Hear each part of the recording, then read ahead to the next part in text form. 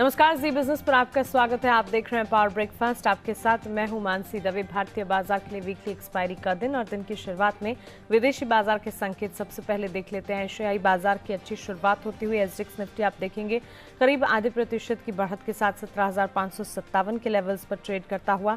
वहीं जापान का बाजार निक्केई सपाट यहां पर ट्रेड करता हुआ दिख रहा है और डाउ फ्यूचर्स में हल्की सी गिरावट के साथ ट्रेड हम देख रहे हैं। इस बीच अगर अमेरिकी बाजार की बात करें, वहां पर भी मिला जुला एक्शन कल के ट्रेडिंग सेशन में हमने देखा। इनफैक्ट ये भी कह सकते हैं कि लगातार 3 ट्रेडिंग सेशन से मजबूती जारी है, लेकिन डाउ में हल्की सी बढ़त के साथ क्लोजिंग हमने देखी और एसएनपी और नैस्डैक में भी हरे निशान के साथ। आईटी स्टॉक्स में जो मजबूती थी उसका सीधा इंपैक्ट है। नैस्डैक में अच्छी बढ़त मजबूती 100 अंकों की देखने को मिली। विदेशी बाजार में क्या कुछ इंपॉर्टेंट है और आज के लिए कहां कहां फोकस होना चाहिए, चलिए जान लेते हैं दीपांशु भंडारी से।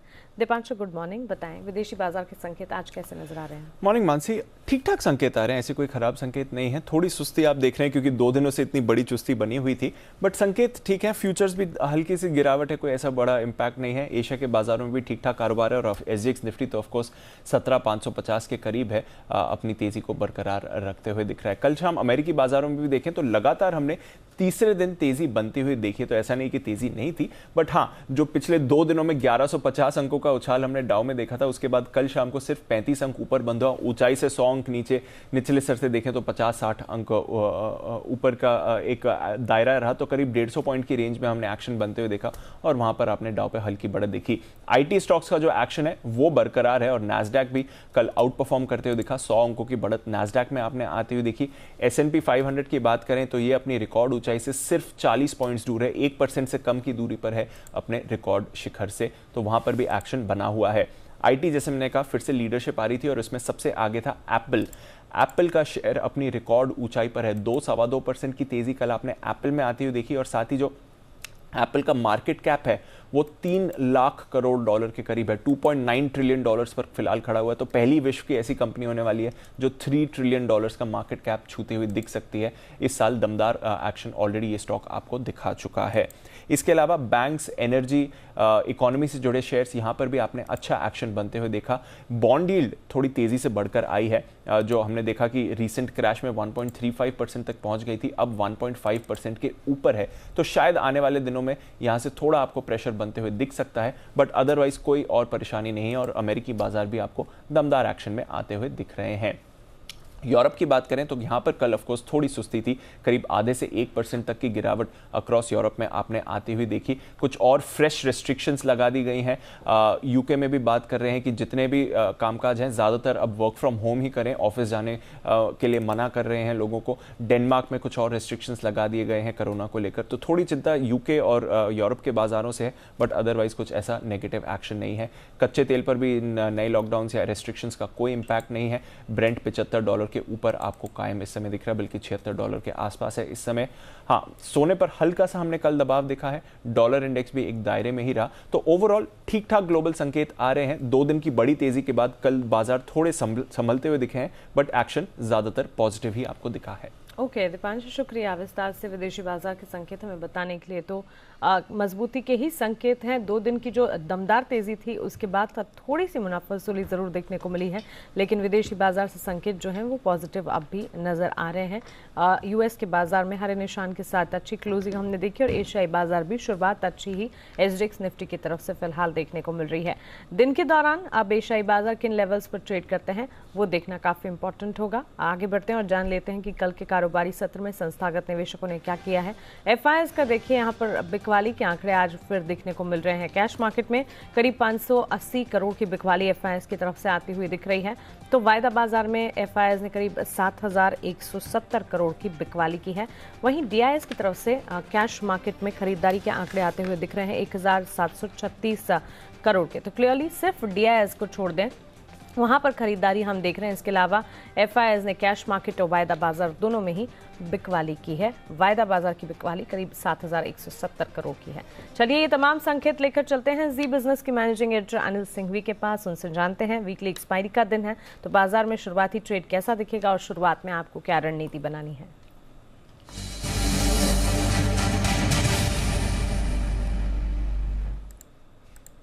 Anil sir, good morning. विदेशी बाजार से अच्छे संकेत आ रहे हैं। 2 दिन की तेजी के बाद तीसरा दिन भी पॉजिटिव ही रहा है सर।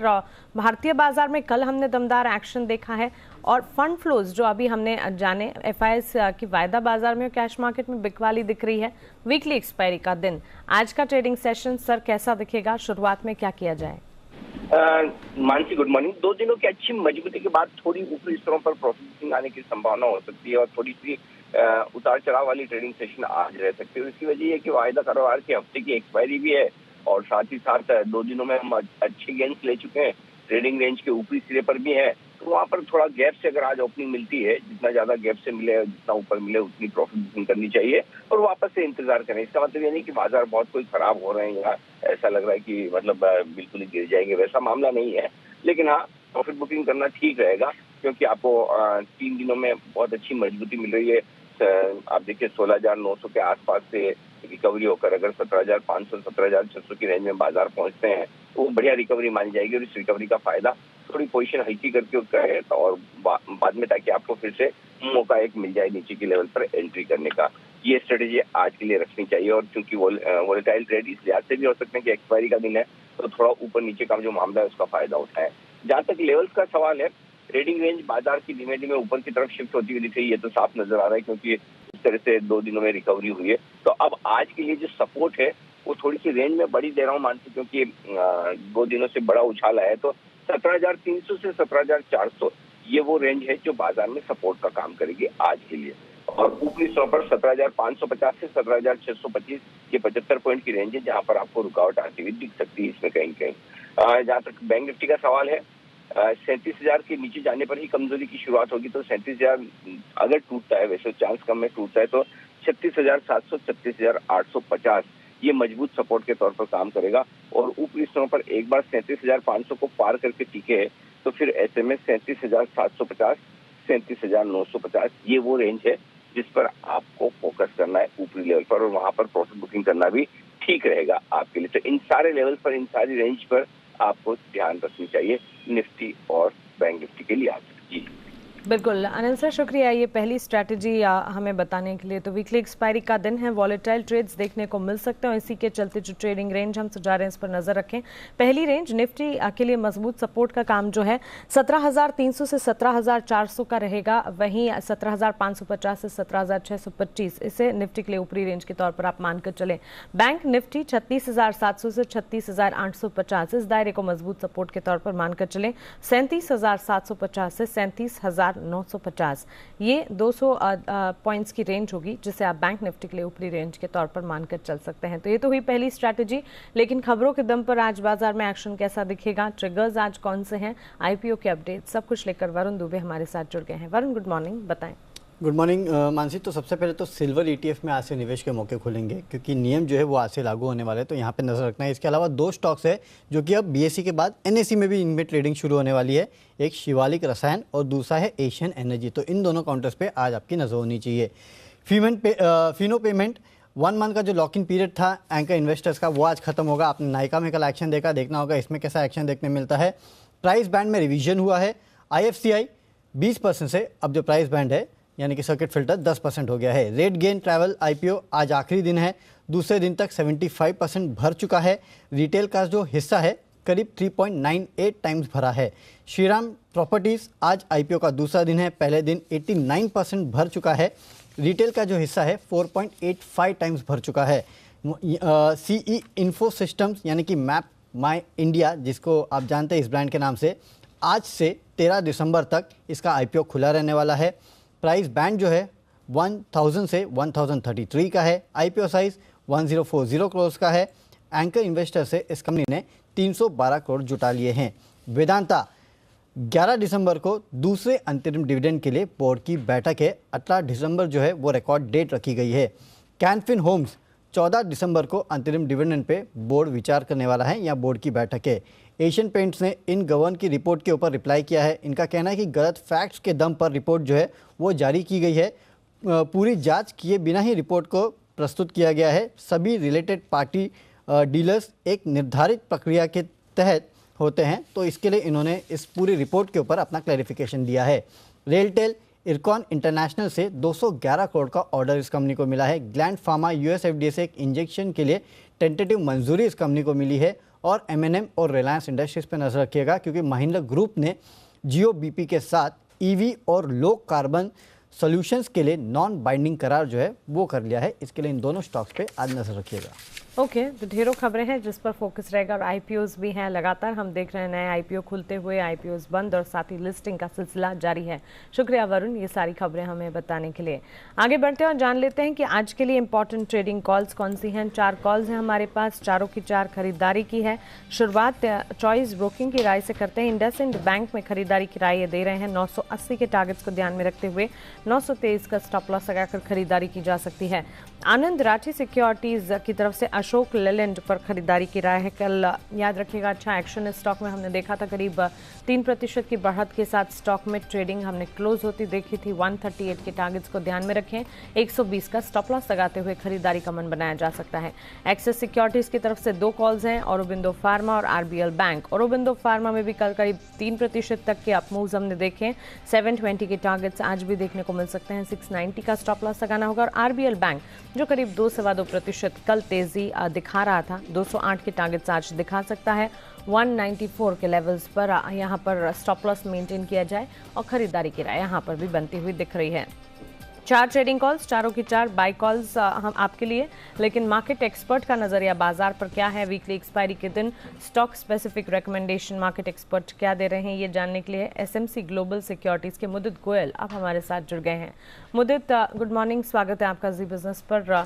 आज के दिन भारतीय बाजार का सेटअप आप कैसे देख रहे हैं? गुड मॉर्निंग मानसी जी, good morning all viewers.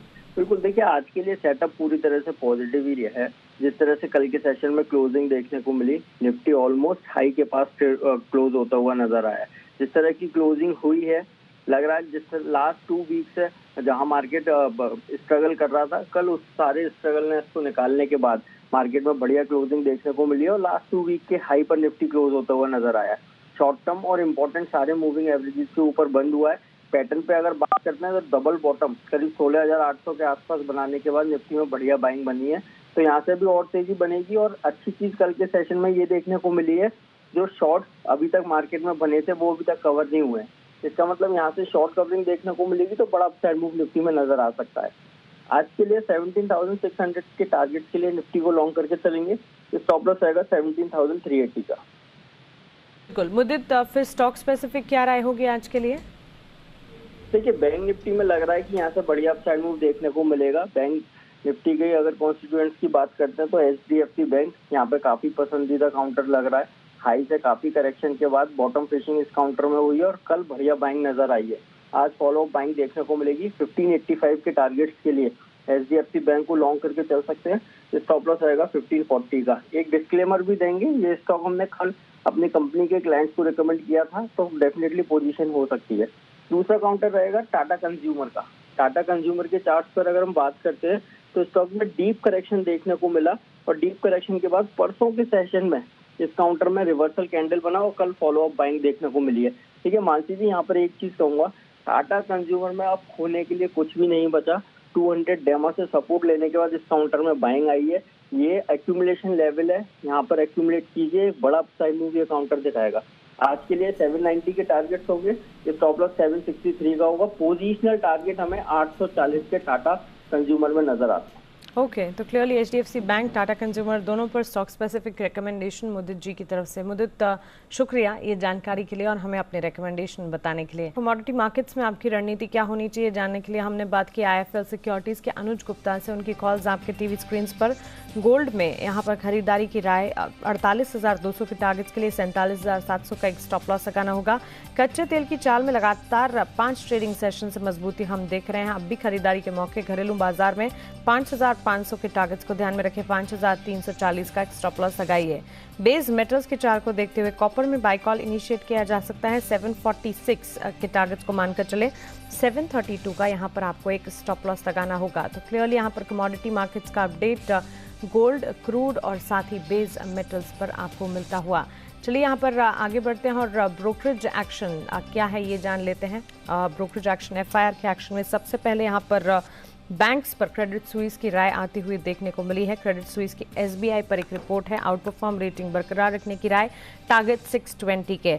HDFC bank पर जो रिपोर्ट है उसमें आउट परफॉर्म रेटिंग बरकरार रखने की राय है, टारगेट 1950 के दे रहे हैं।